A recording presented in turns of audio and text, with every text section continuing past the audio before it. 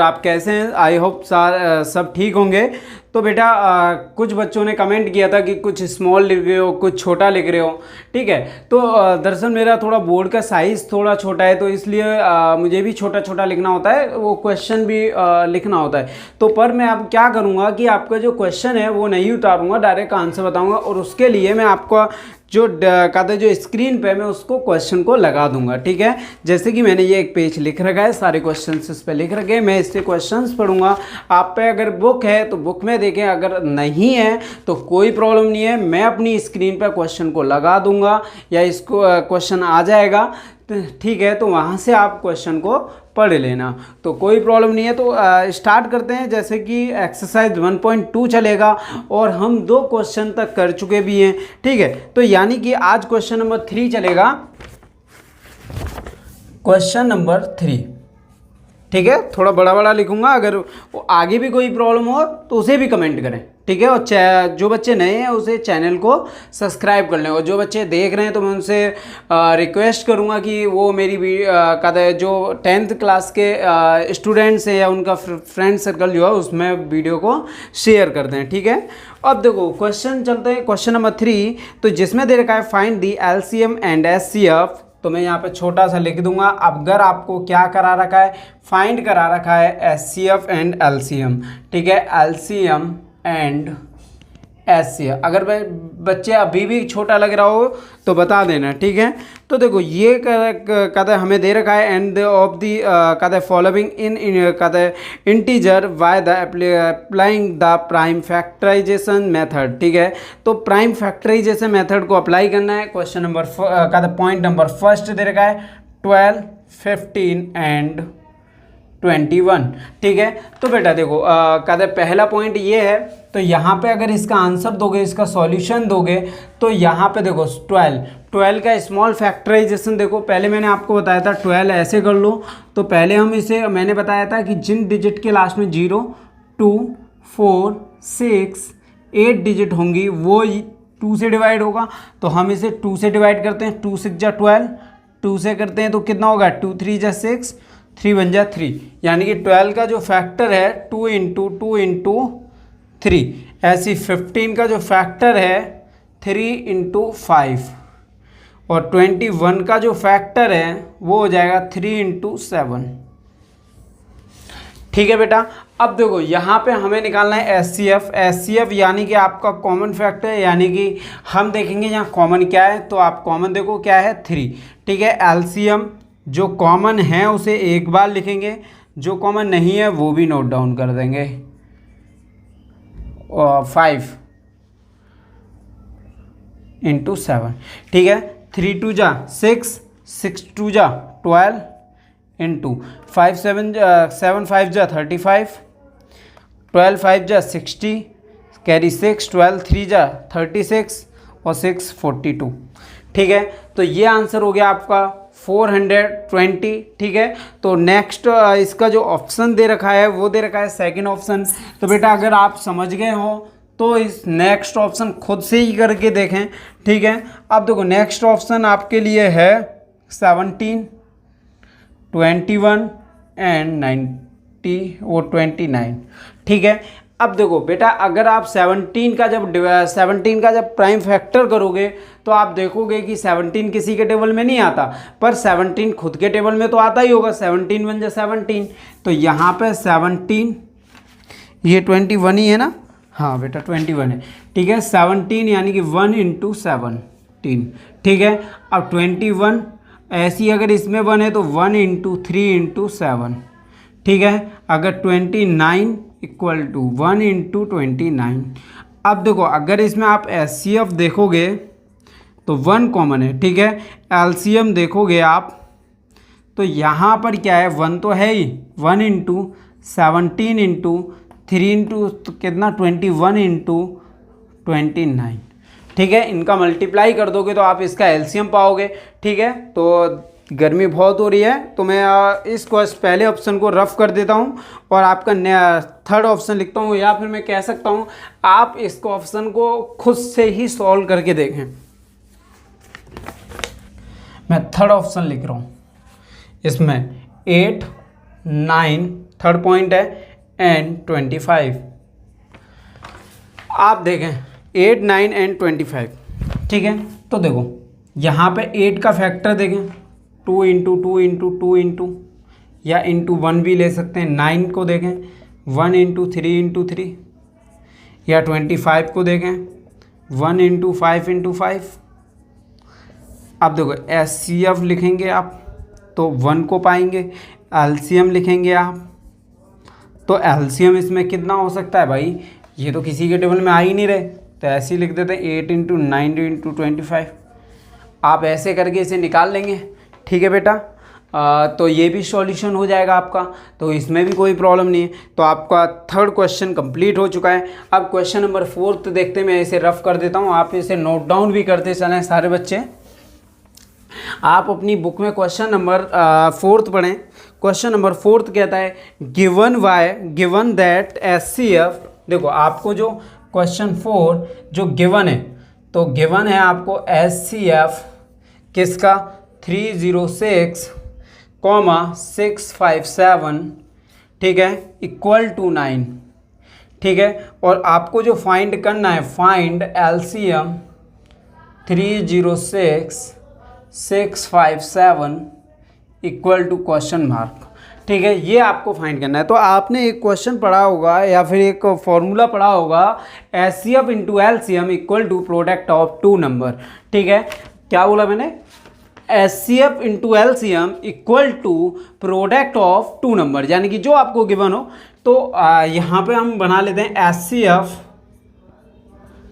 Into, आप चाहो तो पूरा ही लिख देता हूँ 306 कॉमा ओनली एचसीएफ भी लिख सकते हो 657, ठीक है, इंटू एलसीएम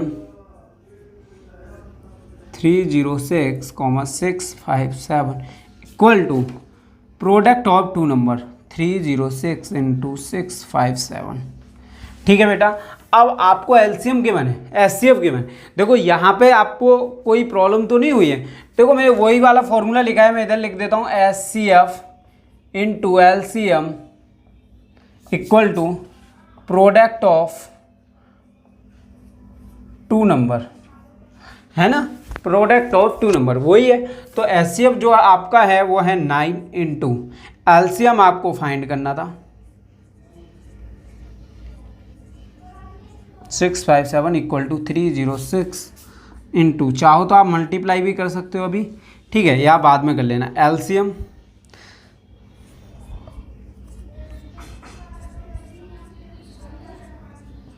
इक्वल टू, अब देखो बेटा ये इधर मल्टीप्लाई में उधर जाएगा डिवाइड में, तो 306, या फिर आप डायरेक्टली डिवाइड करेंगे तो डायरेक्टली कर लो, 9 का 27 में करो, 9 एक डिजिट को मैं डिवाइड कर देता हूँ, इधर देखो साइड में 9 3 जा 27, माइनस करोगे 3 6, 9 4 जा 36,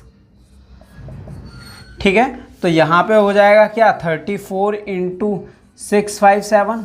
आप इसका मल्टीप्लाई कर लेंगे ना आप, या फिर मैं कर देता हूँ, चलो 7 4 जा कितना होता है 28, 4 5 जा 20 22, 4 6 जा 24 और 2 24 और 2 26, 3 7 जा 21 2, वैसे आप करके देख लेना, 3 5 जा 15 15 और 2 कितना होता है 17, कैरी 1, 3 6 जा 18 1 19, प्लस कर दो 8 3 13 कैरी 1 12 और 2, यानी कि आपका जो आंसर हो गया इन दोनों का प्रोडक्ट या आपका एलसीएम 22338, या आप एक और बार मल्टीप्लाई करके देख लेना। तो ये आपका हो गया क्वेश्चन नंबर 4 कंप्लीट हो गया।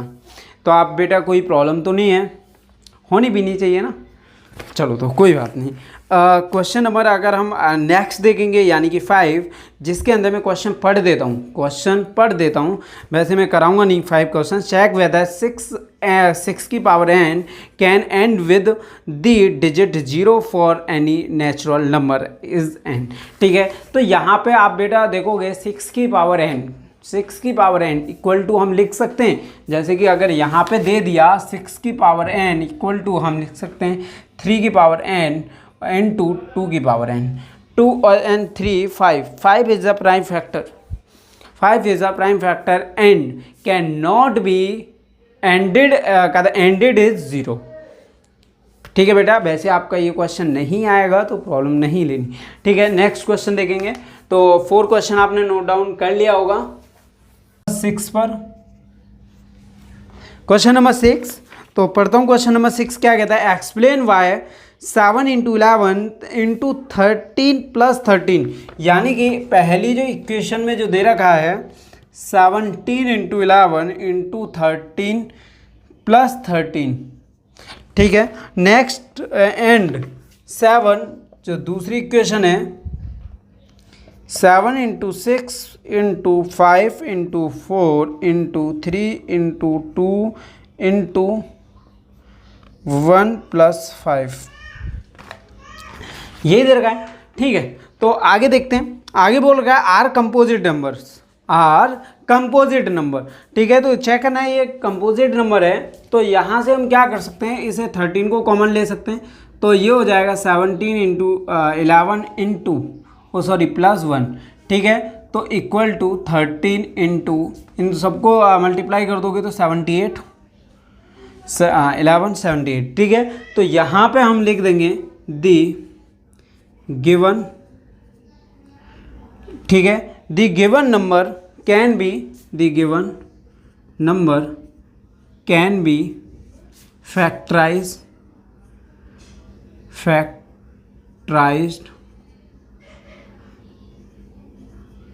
ठीक है, can be factorised in prime number. Prime number का इन प्राइम नंबर y, ये जो थ्योरम है y जो थ्योरम है उसे कहते हैं fundamental arithmetic, fundamental theorem of arithmetic. ठीक है, तो given number are composite number.